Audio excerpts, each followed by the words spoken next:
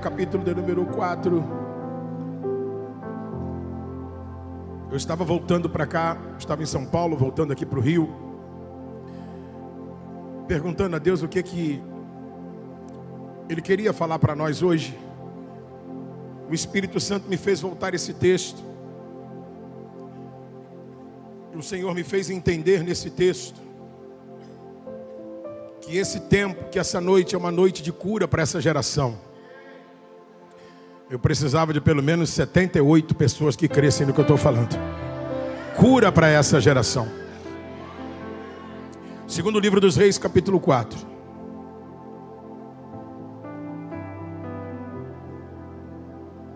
Capítulo de número 4, verso 17. E a mulher concebeu e deu à luz um filho, naquele tempo que Eliseu havia dito a ela, segundo o tempo da vida, ou seja, 1 ano depois da palavra. Verso 18. E quando o filho estava crescido,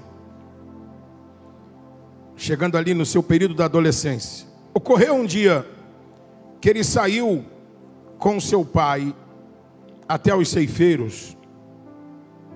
Era o tempo da colheita. E ele disse ao pai: a minha cabeça, disse o moço. E ele, o pai, disse ao moço: carregai-o até sua mãe. Verso 20. Quando ele havia levado e trazido até sua mãe, ela se assentou sobre os seus joelhos dela até o meio-dia, e então morreu. 21. Ela subiu e o deitou na cama do homem de Deus, fechou a porta diante dele e saiu. Diga comigo amém. Feche teus olhos e vamos orar. Bendito seja o teu nome, teu governo, teu senhorio é proclamado. Não nos cansamos de declarar tua grandeza, de erguer e de levantar o teu nome, de confessar a nossa dependência total e completa por ti, e de declarar que sem ti nada somos e nada temos. Declaramos na noite desse dia: manifesta a tua glória neste lugar, é a nossa oração. Se algum espírito se opõe, se levanta contra a tua palavra nessa noite, aqui ele não vai prevalecer. Toda inquietação, distração, perturbação, dúvida, incredulidade e medo está banido e anulado de corações, mentes e ouvidos daqueles que nos ouvem aqui e agora. Glorifica o teu nome. Declaramos ao Espírito Santo da verdade: tu tens a liberdade plena nessa casa hoje. Enche de glória essa casa. Toda mente, todo coração, todo ouvido daquele que me ouve aqui agora ou me assiste pela transmissão seja levado cativo em obediência ao centro da vontade de Deus Pai, e fortalezas na mente sejam dissipadas para que a palavra do Cristo vivo de Deus tenha livre curso entre nós. Solicito tua ajuda, Espírito Santo, para explicitar a tua palavra. O Senhor não depende de mim para operar. Glorifica o teu nome. Nós vamos te dar a glória que te é devida, porque tudo vem de ti e tudo volta para ti. É a nossa oração nessa noite, em o nome de Jesus. E você diga comigo amém. Esse texto é um texto conhecido, mas ele, diante daquilo que Deus ministrou ao meu coração, para você, moço, moça, pai, mãe, ele reserva algumas lições para nós. Ele vai tratar da história de uma família que está vivendo um momento ímpar de sua casa. Você sabe perfeitamente, e eu quero só lembrar para quem não conhecia esse texto, que estamos falando de uma mãe e de um pai com idade extremamente avançada, e que a luz da natureza, diante de tudo aquilo que nós conhecemos como normal, era impossível essa mulher dar à luz um filho. Os anos dessa família, eu tenho certeza absoluta que estariam caminhando para o seu final, até que Deus decide se intervir por intermédio de um profeta. e mudar a história desta família completamente. Essa mulher não vai adotar um filho, não que isso seja errado. Eu até já falei para a Rita que eu estou com vontade de adotar uma criança lá em casa. Ela não quer. Mas escute isso aqui. Esta mulher não vai adotar um filho. Poderia fazê-lo, mas não é o que vai acontecer. O que acontece é, ela recebe na sua casa um profeta. E eu já disse isso aqui outras vezes e repito. Entre você e o milagre que você precisa, existe um profeta de Deus na sua vida. 3 pessoas disseram amém, que legal. Vocês estão aqui? Vocês estão aqui? Vocês estão aqui, ok? Ah, pensei que alguém tinha ido embora. Vou repetir. Entre você e o milagre que você espera, entre você e o milagre que você espera, existe um profeta de Deus na sua vida. A distância, me ajuda aí, vamos pregar junto nós dois, vou treinar você, vamos embora. Olhe para quem está do lado e diga assim: a distância entre você e o seu milagre é um profeta de Deus na sua vida. Pois então é o que vai acontecer. O profeta aparece. O profeta surge no caminho dessa mulher. E é interessante isso, porque o momento em que Deus usa os seus profetas é exatamente no momento de maior adversidade. Quando tudo é contrário, quando nada é favorável, é aí que Deus levanta os seus profetas. Se você puder, me ajude a profetizar para quem está do seu lado. Diga para esse adolescente, para esse menino, para essa menina que está do seu lado. Diga: Deus quer te levantar para esse tempo. Fala com quem está atrás, com quem está na sua frente. Diga: Deus quer te levantar para esse tempo. Então o que vai acontecer? O profeta entra na casa dessa mulher, ela prepara um banquete para o profeta. Enfim, só estou recapitulando para quem não sabe da história. E depois de fazer um quarto, depois de fazer uma suíte para o profeta, vamos dizer assim, na nossa linguagem, um dia o profeta chama seu secretário e diz para ele: nós precisamos honrar essa mulher. Essa mulher está fazendo coisas extraordinárias para nós. O profeta, para você entender, era a manifestação da voz de Deus na terra. Esse período era um período que Deus falava por intermédio de reis, profetas e sacerdotes. Então ter o profeta de Deus, ainda mais dentro da sua casa, era ter a convicção de que a voz de Deus estaria acessível a você naquele período. O profeta está dentro da casa daquela mulher. Quando ela está cuidando do profeta, ela está também cuidando do representante de Deus na terra. O profeta diz: nós precisamos honrá-la. Ela precisa ser honrada porque ela está plantando honra. E quem planta honra vai colher honra. E aí ele chama seu secretário e diz: observe aí, veja o que ela precisa. E ele vai lá e faz um levantamento e volta e diz: olha, ela disse que não precisa de nada. Está tudo ok com ela. Pergunte a ela se ela precisa de alguma coisa em relação ao rei. Ela não precisa de nada. Ele volta e diz: não é possível. Não, ela disse que não quer nada, está tudo bem. Ele chama o secretário e diz: vai lá, dá uma olhadinha direitinho. Ele sai, volta e diz: eu observei uma coisa. Eu não vi criança nessa casa. Eu estou observando que eu nem neto tem aqui. Essa mulher já tem idade para ser avó. Não tem criança aqui. Procurei saber com os funcionários dela. Nunca teve criança nessa casa. O profeta disse: nunca teve? Pois vai ter. Mas ela tem idade avançada. E ele diz: mas vai ter. Porque Deus não quer saber da sua idade. Eu precisava de um 100 aqui comigo. Ih, irmão, eu estou no mistério aí que isso aqui tá bom para virar vigília. Aproveitar que é uma sexta-feira. Olhe para quem está do seu lado e diga assim: Deus não quer saber da sua idade. Diga: se Ele disse, vai acontecer. Alguém recebe isso aqui? Tudo que você precisa, eu estou arrepiado. Tudo que você precisa é de uma palavra. Me ajuda, que nós estamos na conferência da Dori. Isso aqui não é velório. Segure na mão de quem está do seu lado e diga: o que você precisa é de uma palavra. Meu Pai. Uma palavra. Uma palavra. Vai ter filho? Chama a mulher. Quando ele vai trazer a mulher, e ela chega perante ele, ele diz: tu vai ter filho? Filho? Olha para mim, filho.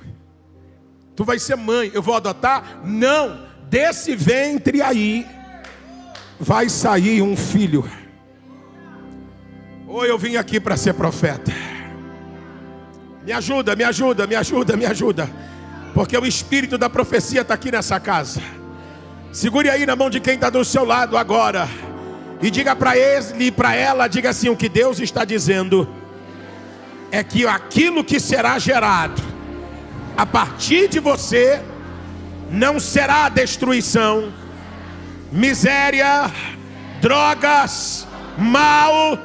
Diga: o que será gerado de você é profético, é extraordinário. Alguém libera um grito de glória para Jesus.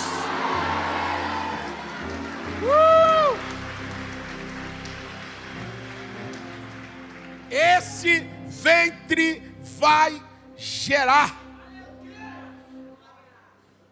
Mas olha para mim, vai gerar. Isso é tão sério que o texto diz, pastor Samuel, pastor Denise, pastor Anderson, o texto diz que ela olha para o profeta e diz assim: não faça isso. O que essa mulher está dizendo é: eu passei anos, alguém brincou com o meu sentimento, alguém me disse que isso poderia acontecer, e agora eu estou no final da vida e não acontece, e tu vem aqui me dizer. Ele diz: olha, eu não só vim dizer, como vim dizer que daqui a 1 ano vai ter choro de criança dentro dessa casa. Oi, irmão, eu vim aqui como profeta, eu não vim brincar de culto não, vocês sabem disso. Olhe para quem está do teu lado e diga assim, diga: Deus está dizendo que 12 meses é tempo suficiente para Ele causar uma reviravolta em todas as áreas da sua vida. Eu dava um grito de glória no seu lugar.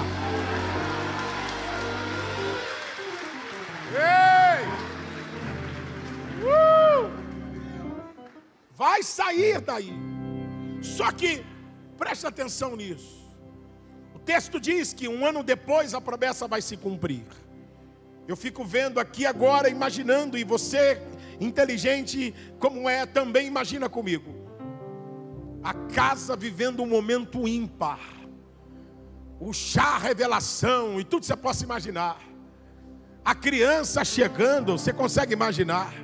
O choro dentro da casa, meu Deus, que coisa extraordinária. Os funcionários da casa, da fazenda, abismados, a cidade inteira tomada, dizendo: sabe aquela mulher? Sei. Aquela vozinha que passava aqui, sei. Tu acredita que a vozinha engravidou?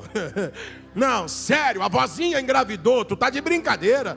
A criança já nasceu. Não, parece que eu estou vendo na outra esquina agora dizendo: vozinha tá dando de mamar. Não, tá de brincadeira, é sério. Uau. Uma revolução na cidade.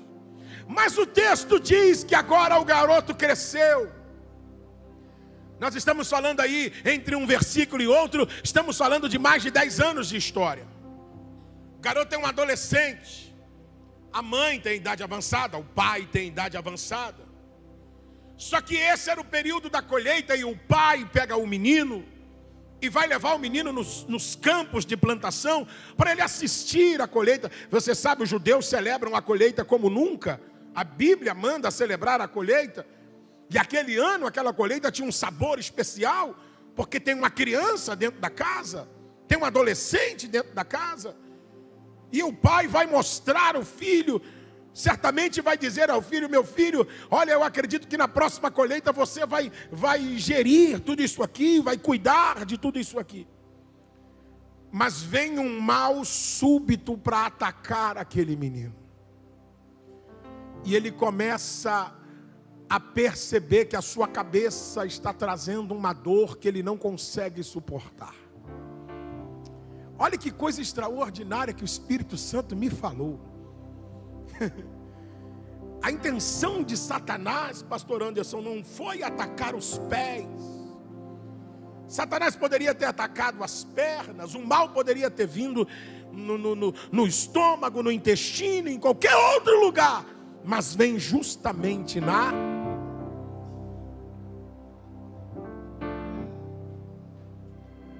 Eu não sei se você percebe o quanto Satanás investe nesses últimos dias contra a nossa mente, contra a nossa cabeça. Eu estou aqui do lado direito, alguém está aqui comigo? O quanto o inferno investe contra os pensamentos. Quem é da área da psicologia sabe, nunca houve uma investida tão ferrenha do inferno conduzindo adolescentes a depressão profunda, a traumas. Os consultórios de psicólogos nunca estiveram tão cheios. As produções de filmes, de séries, nunca investiu tão pesado contra a mente para desvirtuar, para levar para outro caminho.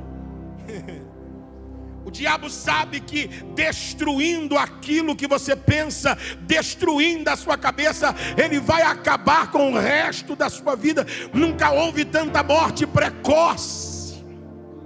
Oh Jeová, oh meu Deus. Ele começa a gritar: a minha cabeça, aquele garoto é o futuro daquela casa, aquele garoto é o futuro daquela geração, aquele garoto é o futuro daquela família, aquele garoto é o projeto de Deus na terra, mas o mal lhe ataca justamente na cabeça. E ele vai gritando: está doendo, está doendo, está doendo.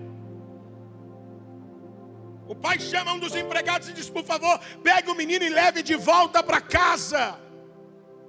Leva ele para casa. Ou seja, o que o pai está dizendo é: eu imaginava que esse momento seria um momento ímpar, mas o mal está tentando estragar isso. Tudo bem, ok, leva para casa. Quando chega em casa, a mãe pega o menino, abraça o menino. Olha aqui para mim. Se agarra com ele no meio dos seus joelhos. Uma vez eu ouvi a pastora Camila pregando uma palavra dentro desse texto. Ela disse algo que eu nunca mais me esqueci. Aquela mulher não põe o menino no colo, ela põe o menino nos joelhos. Ela acredita que o clamor a Deus pode mudar aquele destino. Oh Pai. Só que o texto diz que quando dá meio-dia, mesmo depois de toda a sua insistência, o menino morre. Só que aquela mulher, e aqui eu tenho uma palavra para pais e mães que estão aqui hoje. Só que aquela mulher acredita que ainda que a morte tenha se manifestado, se eu tiver aqui 280 pessoas para crer é o suficiente. Ainda que a morte tenha se manifestado, ela não é o fim para aquilo que Deus já havia planejado. Eu venho aqui em o nome do Senhor nesta noite, o adore. Se você puder pegar na mão desse guerreiro, dessa guerreira que está do seu lado, eu venho aqui declarar e denunciar: ainda que Satanás consiga êxito com a morte, diz o Eterno na minha boca, nem a morte será capaz de decretar fim para aquilo que Deus já escreveu. Alguém tem um grito de glória para dar para ele? Nem a morte, nem a morte, nem a morte, nem a morte, nem a morte. Alguém me ajuda a celebrar essa palavra: nem a morte. Se você puder dar um abraço nessa menina que está do seu lado, nesse amigo que está do seu lado, você pai, dá nem a morte será capaz, porque aquela mulher carrega um espírito de ousadia, aquela mãe carrega uma palavra sobre ela. Eu vim declarar: pai, mãe, não entregue seus filhos, levanta-se.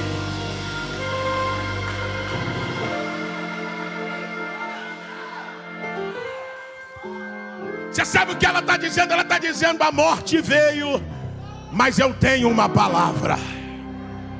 Me ajuda, me ajuda, me ajuda, me ajuda. Eu vou descer para ficar mais perto de você. Diga para quem está do lado, diga: a morte veio, mas eu tenho uma palavra.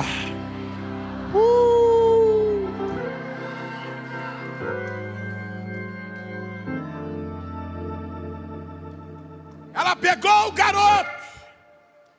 Está escrito no texto que ela pega o menino morto e leva o menino para dentro do quarto do profeta. Quantos pais e mães estão aqui hoje? Fiquem de pé, só pais e mães, fiquem de pé, pais e mães. Eu trago uma palavra do céu para você. O quarto do profeta é esse ambiente que você está pisando aqui dentro dele agora. Ainda que a morte espiritual, ainda que a morte emocional, ainda que a destruição tenha se manifestado na vida do teu filho, pegue ele pela mão, agarra pelo braço, agarra no pescoço, traga para dentro desse quarto aqui, porque aqui é lugar de profetizar vida. Alguém está comigo ou eu fiquei sozinho? Vamos, pai, vamos, mãe. Você não vai dizer meu menino vai acabar a si mesmo. Não, uma hora que ele quiser ele volta. Coisa nenhuma. Teu filho não será consumido pelo crack, pela cocaína, pela droga, pelo sexo. Não, senhor. Nesse quarto de profeta tem espírito da vida. Levante as suas mãos e adore. Tem espírito da vida. Tem espírito da vida.